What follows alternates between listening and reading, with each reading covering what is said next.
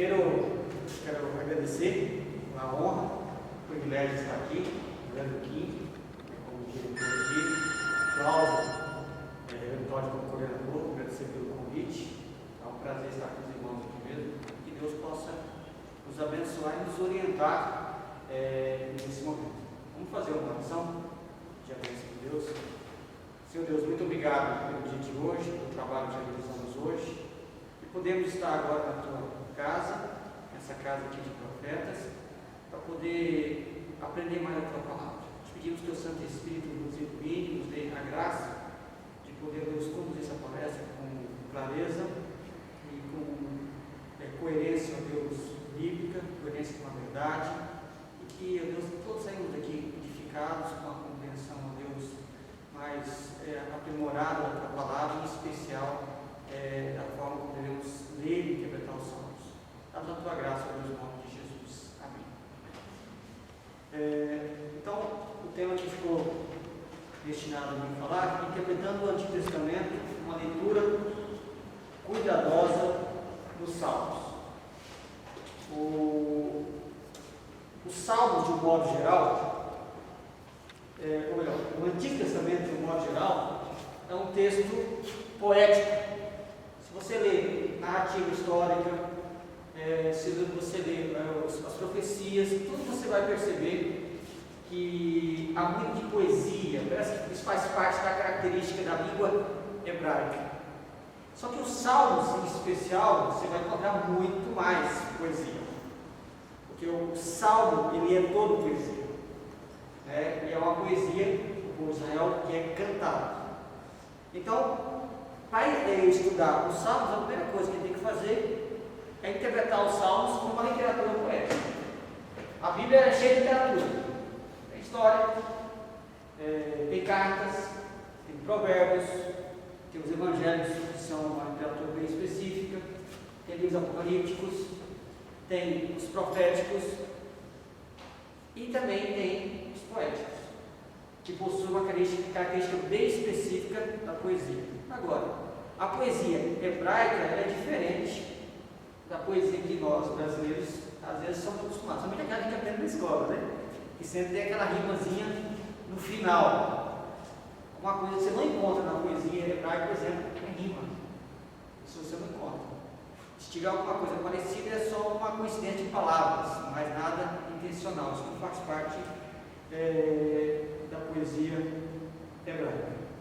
Mas vamos perceber então algumas características da poesia hebraica. Porque para estudar salmos, a primeira coisa é entender que é poesia e entender as características dessa poesia, que seria uma característica da poesia hebraica. Então, em primeiro lugar, vamos ver isso aqui.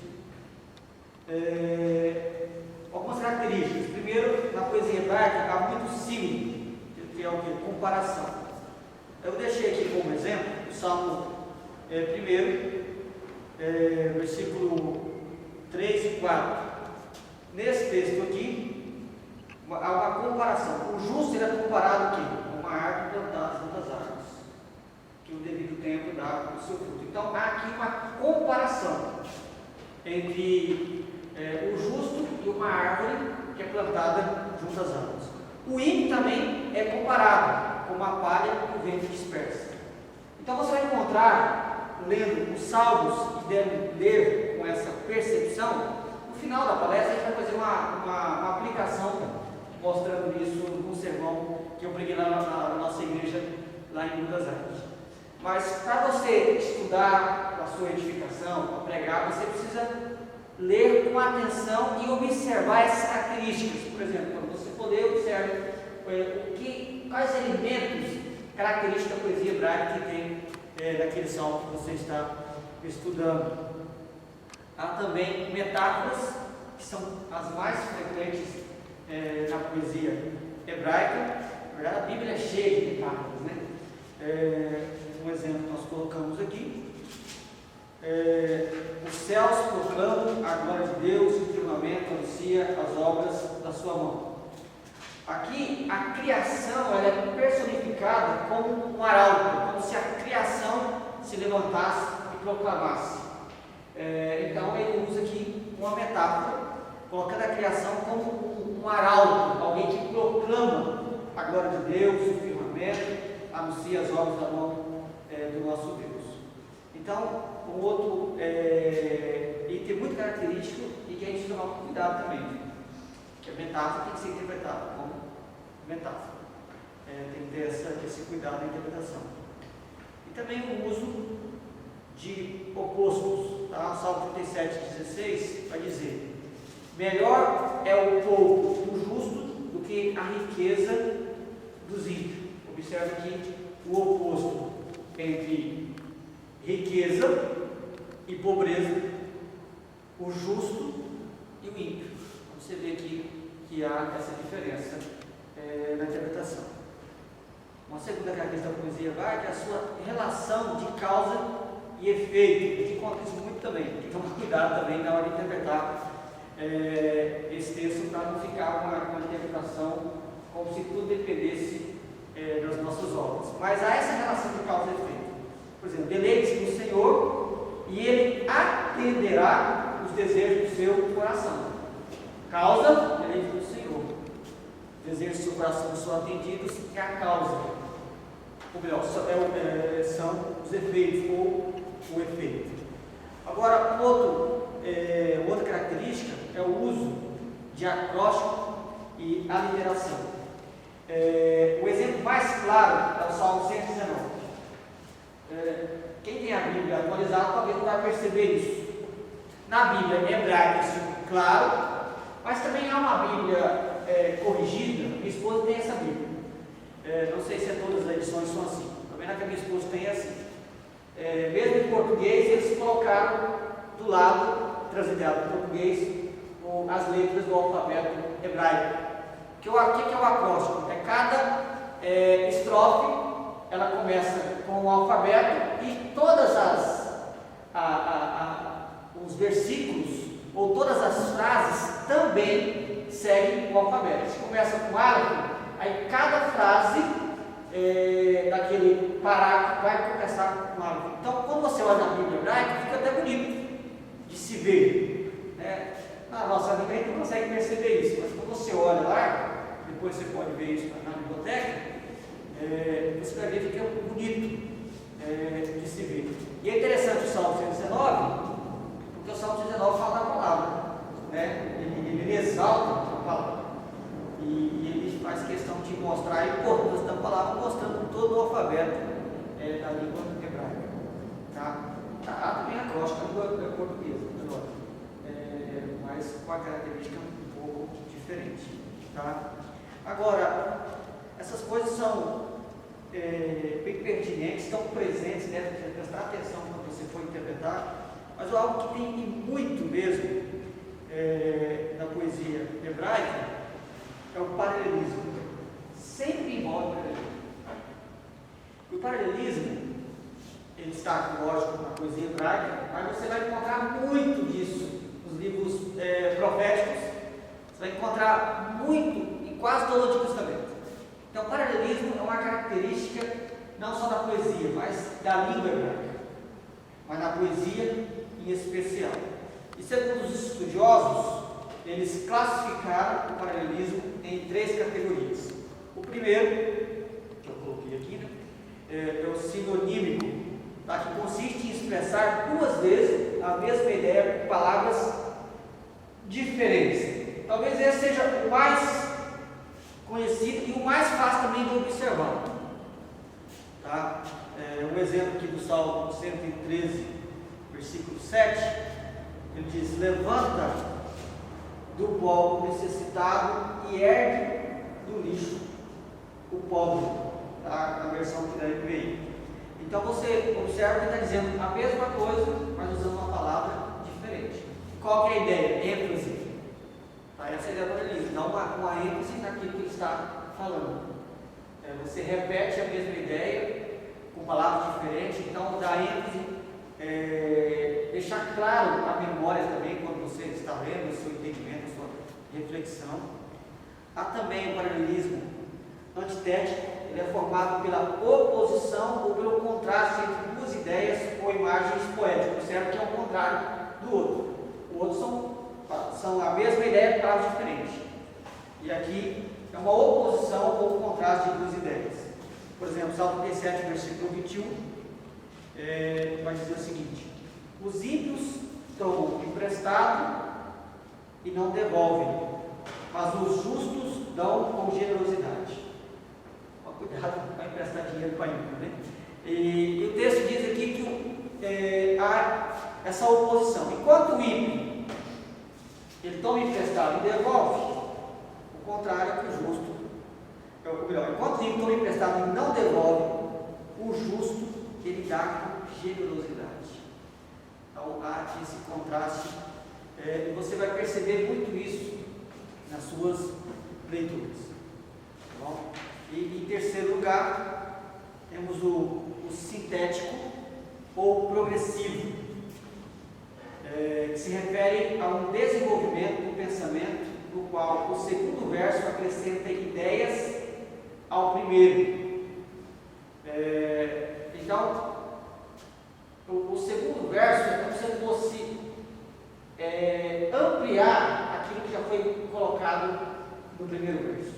Ele acrescenta a ideia. E há aqui uma relação também de causa e efeito. Por exemplo,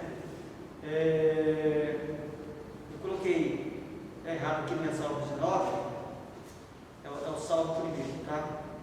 Mas diz o seguinte: ele é como a árvore plantada junto à corrente de águas, no devido tempo dá o seu fruto e cuja folhagem não murcha, e tudo quanto ele faz será bem sucedido.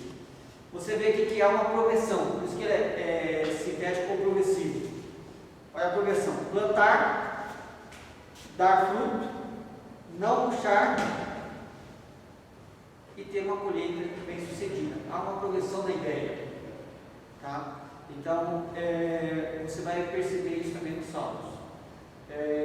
Dito a ideia e depois há uma progressão daquilo que foi colocado. Tá bom? Então, dentro da característica da poesia hebraica, a gente resumiu nisso. E ali são as ideias principais dentro da característica da poesia hebraica. Agora, nós devemos interpretar os salmos de acordo com os gêneros. Porque a primeira pergunta do intérprete, quando ele vai estudar os salmos, é: qual é o gênero desse salmo?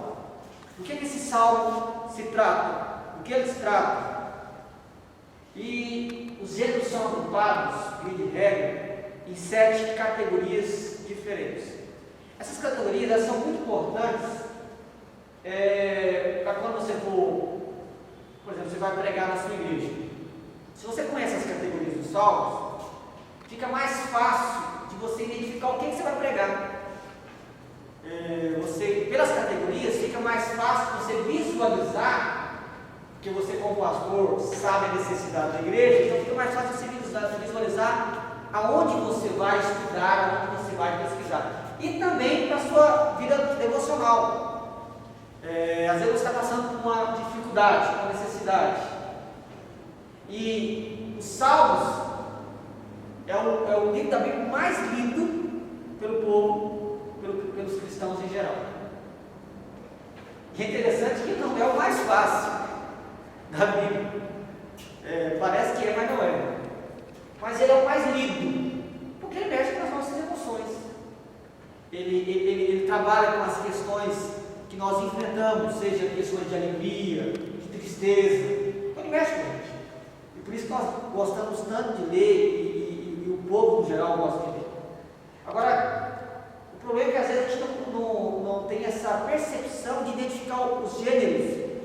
E às vezes nem sempre nós lemos um salmo que realmente vai de encontro àquilo que nós queremos ou precisamos ouvir naquele momento. Então é por isso que é muito importante dar atenção aos gêneros.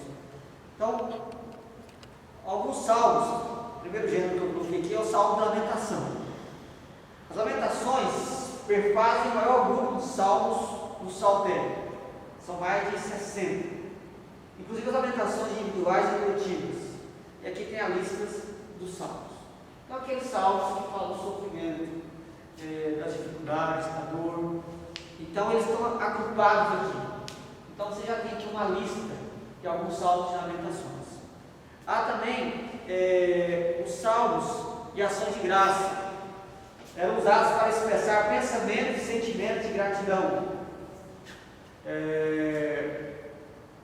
Muito usado, nós usamos às vezes hoje de festa de aniversário, às vezes usamos no aniversário da igreja, ou quando Deus se abençoa em alguma área da sua vida, e um salmo que às vezes para expressar a sua gratidão, o salmo de gratidão. Porque o salmo tem essa função, eles nos ajudam a conversar com Deus, eles nos ajudam a expressar os nossos sentimentos. Quem nunca já chegou naquele momento e dizer o seguinte: eu estou sentindo uma angústia, ou então eu estou em uma situação difícil, eu não sei como expressar isso, eu não sei como exprimir isso. E os salmos, eles nos ajudam a identificar os nossos sentimentos e a expressá-los de forma bíblica, de forma correta. Tá?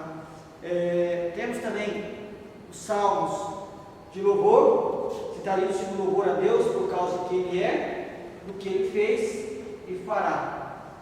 Tá? Na nossa devocional diária, às vezes um bom salmo, porque às vezes a gente vai orar, a gente só pede, e quando a gente lê os salmos de louvor, a gente começa a refletir sobre quem é Deus, sobre o que Deus fez, sobre o que Deus fará, sobre o caráter de Deus, sobre o louvor pelas obras de Deus, a obra de Deus na criação e etc. E tem o salmo de celebração, que eu coloquei aqui também como salmo de celebração e patriotismo. Essa palavra patriotismo aqui ficou por minha conta. Por quê? Porque esses salmos, eles afirmam ou reafirmam a eleição de Israel e o chamado de Israel para ser um povo especial de Deus. Então, esses salmos, eles chamam a atenção de Israel para aquilo que eles são por causa de Deus. Tá? Por isso também essa ideia de salmo de celebração e patriotismo. Primeiro, eles se concentram na renovação da aliança no Monte Sinai, na aliança davídica. Por que salmo patriotismo? Porque para o povo de Israel, a aliança deles com Deus era tudo. Na verdade, se eles estavam ainda de pé, é por causa da aliança, que Deus é fiel à sua aliança. Então, esses salmos, eles lembravam o povo do compromisso, do pacto, da aliança que Deus fez lá atrás, que Deus fez com Davi. Então, para eles isso era muito importante, e para nós também, porque essa aliança depois, ela é confirmada por Jesus Cristo. Então, para nós também, quando lemos esse salmo, ele é um salmo importante. Temos também aqui, ele se concentra também na monarquia. Se você vai ver os salmos chamados salmos reais, que falam dos reis de Israel, tá? Às vezes louvando a Deus pelos reis, às vezes exaltando a postura de um rei, que está de acordo com a vontade de Deus. E também eles se concentram nos cânticos de Sião, onde celebravam a Jerusalém como uma cidade santa, o lugar onde o templo foi edificado, o símbolo maior da presença de Deus entre o povo. E os cânticos de Sião, para o povo de Israel,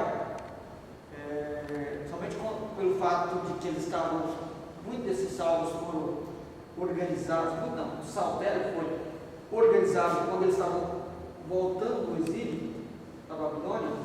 O saltério foi organizado depois que eles vêm do exílio.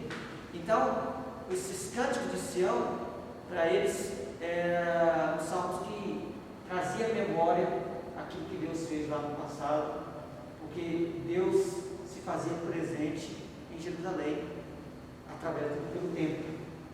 Então, esses salmos traz essa lembrança tão positiva. E esses salmos, para nós hoje, também é importante, porque Deus não habita mais no templo de Jerusalém, Deus habita na nossa vida. Nós somos o templo do Senhor. Então, todos esses salmos, por mais que eles tenham essa característica judaica, eles têm uma aplicação coerente para nós hoje também. Os salmos que celebram a história da salvação.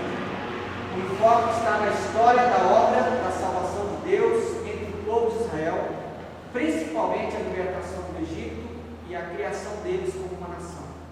Tá?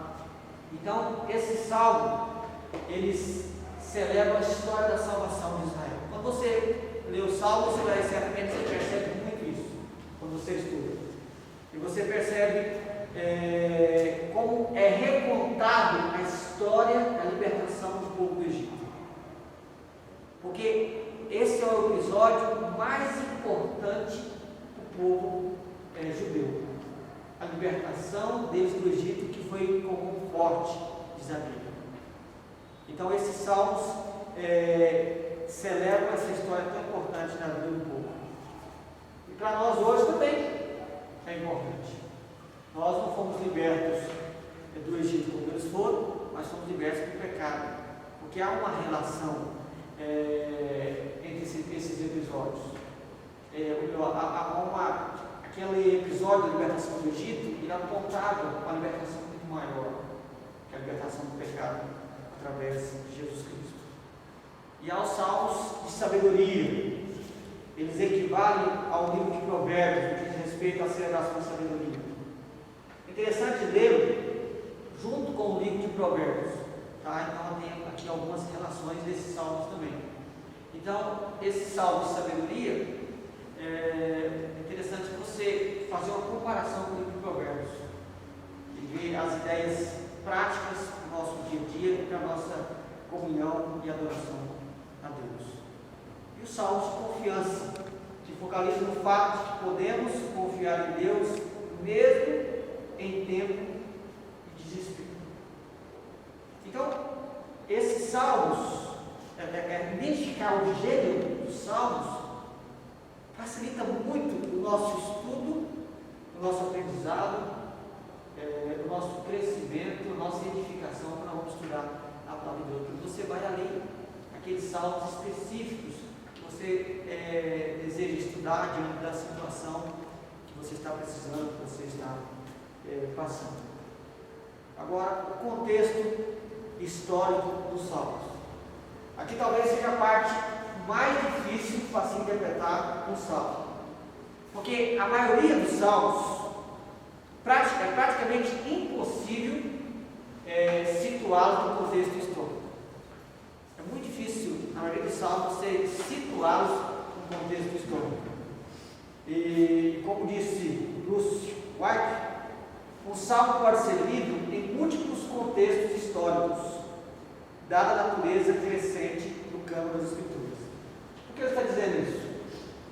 Porque, mesmo que o salmo tenha sido escrito lá atrás, por exemplo, por Davi, depois ele é usado no culto, na adoração, depois ele é inserido no saltério, e aí então ele passa a ter um contexto mais amplo. E para entender melhor, eu coloco aqui o que o Mark Furtado diz. Ele vai dizer o seguinte: nós podemos compreender melhor esses textos ao fazermos uma série de perguntas.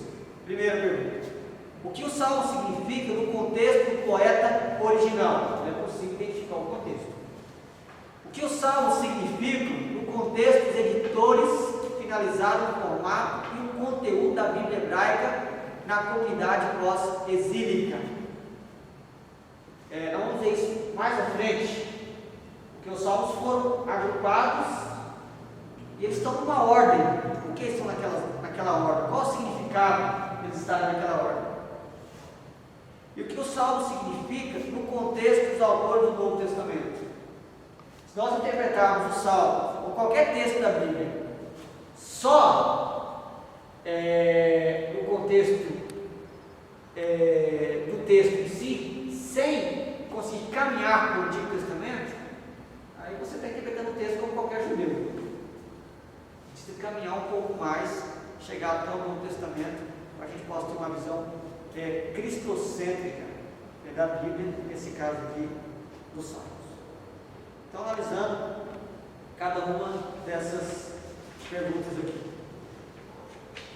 Primeira coisa aqui: é possível compreender um salmo no contexto histórico original do poeta? É possível você compreender o contexto original de alguns salmos? Alguns sim, outros não. E há uma questão que é discutida, quando você abre a sua Bíblia, você vai ver vários salmos. Se você pegar o Salmo 139, diante, vários salmos aqui, você vai ver que eles possuem um título, não esse título em negrito que foi dado pelos tradutores da Bíblia, mas o título na sua Bíblia está em itálico, pequeno. Por exemplo, Salmo 139 é o mestre de canto, Salmo de Davi. Salmo 142, que não só é um título, mas ele identifica o contexto desse salmo, de Salmo de Davi, oração que fez quando estava na caverna. Estudando esse assunto, você vai ter duas linhas de pensamento. Alguns eruditos vão dizer que esses títulos foram inseridos depois, mas não faziam parte da escrita original do poeta. Outros vão dizer não, que faziam parte sim. E outros vão dizer que não faziam parte, mas eles, por serem bastante antigos, eles expressam sim a verdade do que se trata do salmo. E aí, vamos responder acerca disso. Bem, a minha orientação é a seguinte: não menospreze o título, estude o salmo, verifique o contexto. Você vai poder chegar a uma conclusão. Quando você estuda o contexto, por exemplo, aqui, oração que fez Davi quando estava na caverna, você vai lá para o texto de Samuel, estuda o episódio, estuda o texto, o Salmo 52, e aí você vai ter certeza se de fato tem coerência aqui no contexto. Talvez essa seja a forma mais segura de você encontrar o contexto, utilizando o título dos salmos. Agora, tem outros salmos que não tem título nenhum. Então, se você virar a sua folha aí, Salmo 37, 78 não tem. O Salmo 37 é fácil, né? O próprio conteúdo do salmo já mostra para ver aonde eles estavam. Mas muitos outros textos não vão ter título nenhum. E para alguns você vai conseguir descobrir o contexto pelas palavras do próprio salmo. Por isso você precisa estudar sempre o salmo de forma indutiva. Você lê o salmo, estude, use todas as ferramentas da hermenêutica para estudar o texto, e a partir do texto, talvez você consiga descobrir o contexto. Como o Salmo 37, que é fácil descobrir o contexto, porque mesmo tendo título, o salmista vai dizer: nas margens dos rios da Babilônia nós nos assentávamos e chorávamos, lembrando-nos de Sião. Ou seja, ninguém precisa ter dificuldade de dizer o contexto desse salmo. Esse salmo foi escrito enquanto eles estavam na Babilônia, tinham sido expulsos da sua terra. Então ali esse salmo foi composto. Então é fácil você identificar o contexto histórico desse salmo aqui. Agora os outros, os outros você precisa estudar de forma indutiva e tentar, a partir do salmo, chegar às conclusões possíveis. Tá? Agora, o que fazer com os salmos que não possuem nenhuma indicação do seu contexto histórico? Isso que eu acabei de falar agora. Alguns você vai poder estudar e chegar a uma conclusão. Salmo 37, por exemplo, no bloqueio, é fácil. Mas tem outros que você vai ler e você vai pensar assim: não sei. Não dá para você saber em que contexto foi escrito esse salmo. E segundo Mark Futato, novamente, ele vai dizer algo interessante, né? Não ter conhecimento preciso em tais casos é uma bênção, pois a natureza geral e universal da linguagem torna mais fácil apropriar a linguagem de um dado salmo e torná-lo aplicável à própria situação de um leitor contemporâneo. Ou seja, como o Espírito Santo não nos permitiu saber o contexto, então a gente não pega aplicando aquele salmo com mais tranquilidade, vamos dizer assim, nossas vidas hoje. Porque o contexto na interpretação, ele define.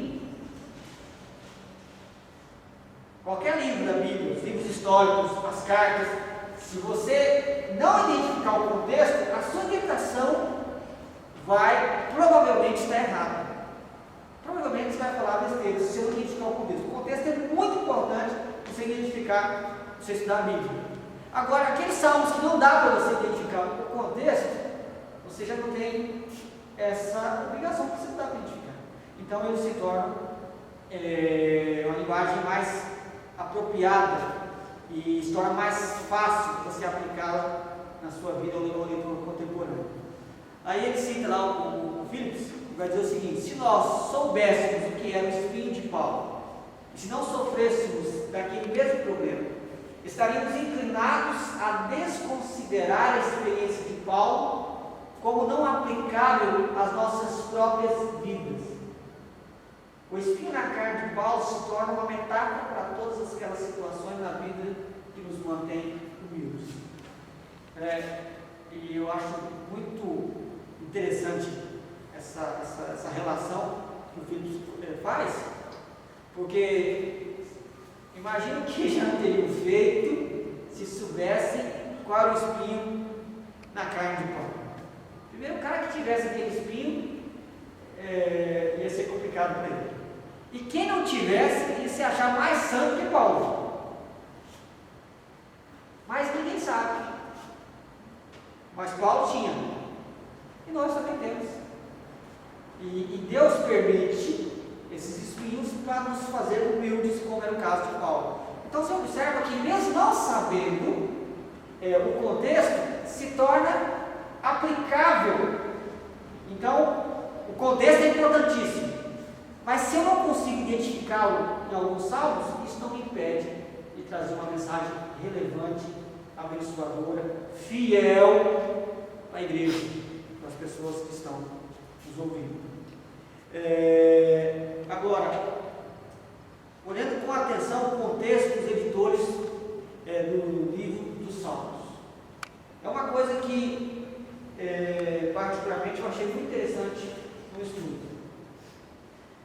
Porque às vezes nós, quando vamos pregar, nós procuramos identificar o contexto histórico, quando possível, ou às vezes as categorias.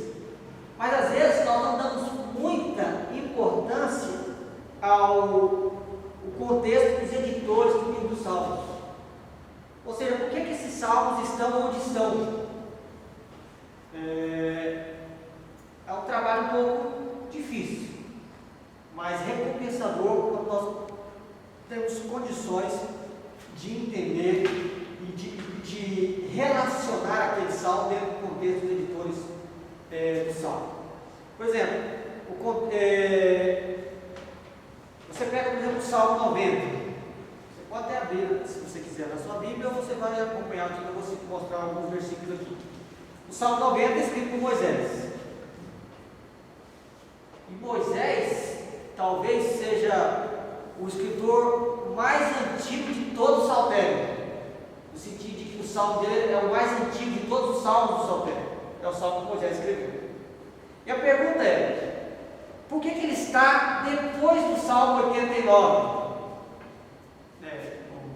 Lembre-se que o Salmo tinha o número 90, tá? Ele está lá porque o número 90. Ele não tinha o número 90. O Salmo. Mas por que ele veio em seguida depois do Salmo 89? Observe uma coisa aqui. Porque o Salmo 89, ele termina com um tom de lamento. Olha o que diz o versículo 49 e 52. Os últimos versículos do Salmo 89. Diz assim, o salmista lamentando: que é feito, Senhor, das tuas benignidades de outrora, juradas a Davi por tua fidelidade? Lembra-te, Senhor, do opróbrio dos teus servos e de como trago no peito a injúria de muitos povos.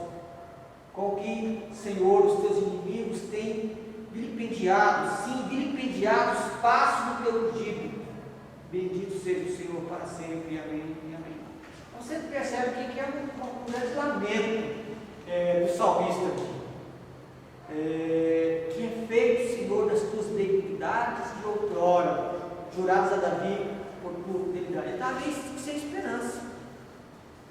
O Senhor prometeu fidelidade a Davi, teu servo, mas eu trago no peito de injúria, ou seja, uma dor grande aqui. Ele estava sem esperança. Uma dor no peito grande dos muitos povos. Os teus inimigos têm vilipendiado, eu tenho sofrido. Essa é a situação dele. Agora, os editores do Saltério vão e colocam, depois desse salmo, o Salmo 90. Agora, o Salmo 90, observa que o Salmo 39 ele termina com um tom de lamento. Agora, o Salmo 90, por outro lado, ele vem com uma grande resposta. Olha como começa o Salmo 90. Senhor, Tu tens sido o nosso refúgio de geração em geração. Antes que os montes nascessem e se formassem a terra e o mundo, de eternidade em eternidade, Tu és Deus. Para mim, aqui foi uma tacada de mestre, vamos dizer assim. O Espírito Santo é o mestre que estava conduzindo isso. Porque o Salmo 39, pensa naquele povo que está vindo, porque lembra que o Saltério foi organizado quando eles estão vindo do cativeiro da Babilônia. Não tinham mais rei que governasse sobre eles, não tinha nenhuma esperança de que houvesse um rei da dinastia de Davi. Ele está lamentando porque Deus prometeu que os descendentes de Davi iam reinar. E de fato, iam reinar mesmo. Jesus é o grande descendente que reina eternamente. E aí eles estão ali naquele contexto, aí ele coloca o Salmo 90 dizendo o seguinte: antes que houvesse rei em Israel, antes que houvesse pelo menos aquela nação organizada, antes de tudo isso, Deus continua sendo, ou já era e continua sendo o refúgio. Antes que os montes nascessem, antes que houvesse rei em Israel, Deus já tinha dito que Ele é o refúgio do seu povo. Então, qual que é a mensagem aqui? Dentro do contexto, vamos supor que você vai pregar o Salmo 89. Você pode pegar o Salmo 89 e aplicar no Salmo 90. Você pode pegar o Salmo 90 e contextualizar com o Salmo 89. Porque o Salmo 89 termina sem esperança e o Salmo 90 vem para mostrar esperança. Mesmo que pareça não haver esperança, Deus continua sendo nosso refúgio. Mesmo que dentro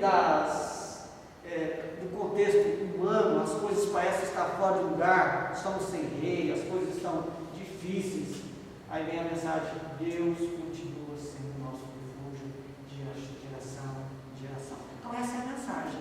Então você observa como que o contexto do editor também enriquece a nossa interpretação dos salmos. E às vezes a gente esquece disso, que os salmos foram organizados também levando em conta, tá? Principalmente, é importante quando você lê isso, grave isso, talvez esse seja um contexto cultural do salmo editado.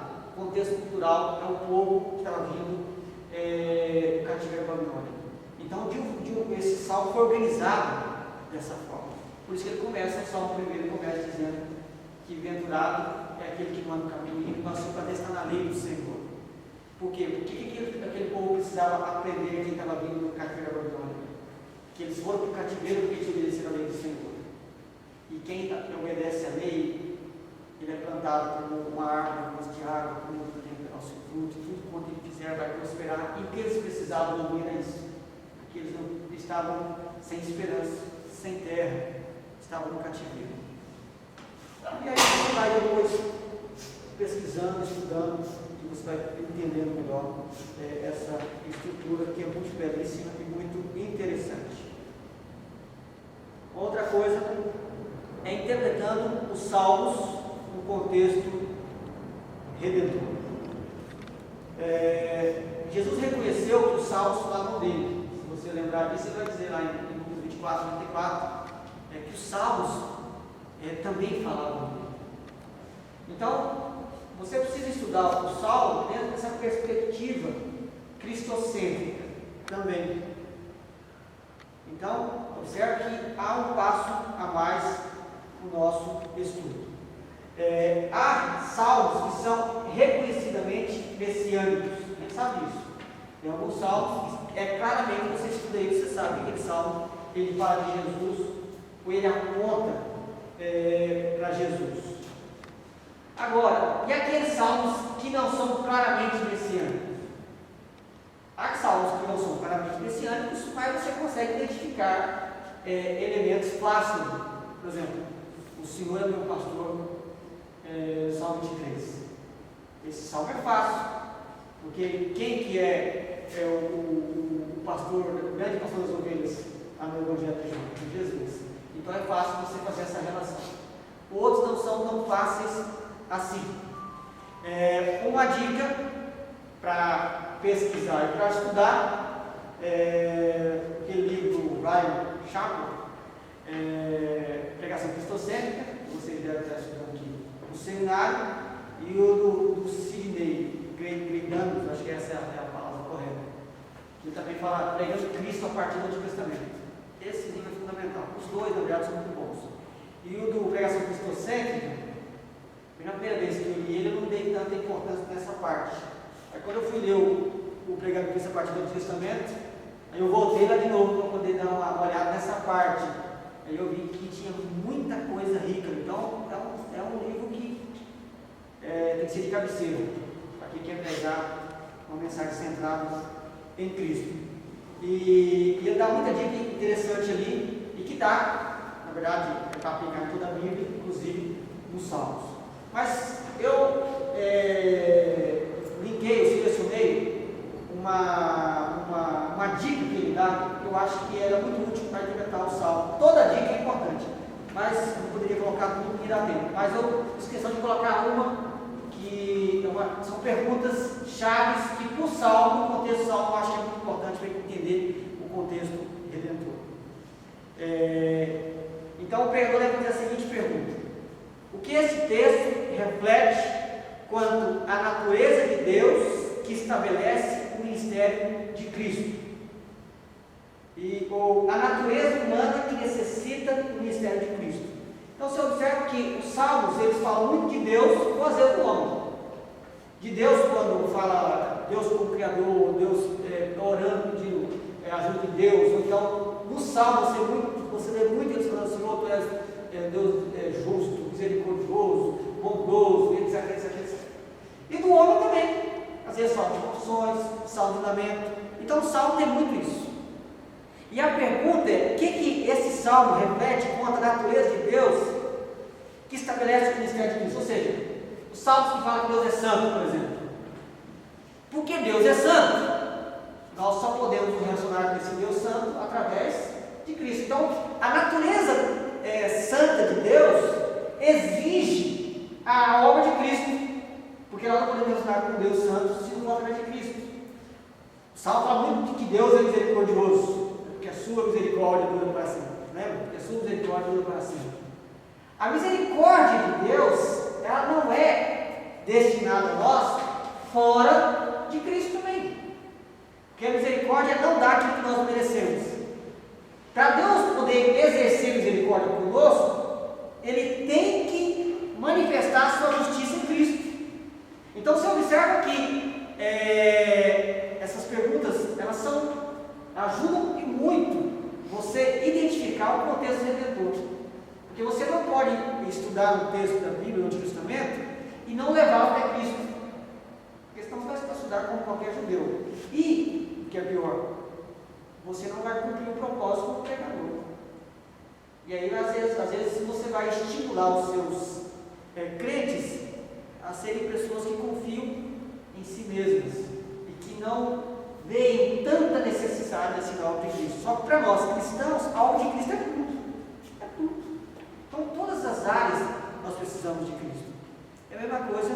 quanto a natureza humana necessita do ministério de Cristo. Aquele salmo da lamentação, salmos que o salmista está triste, angustiado, você pode apontar para Jesus Cristo. E há muitas palavras de Jesus Cristo que você pode fazer essa relação. Ou do ministério de Cristo. Tá? Eu não sei ainda quanto tempo eu tenho nessa primeira parte, mas eu queria encerrar essa primeira parte aqui, e depois, na segunda parte, eu ia aplicar.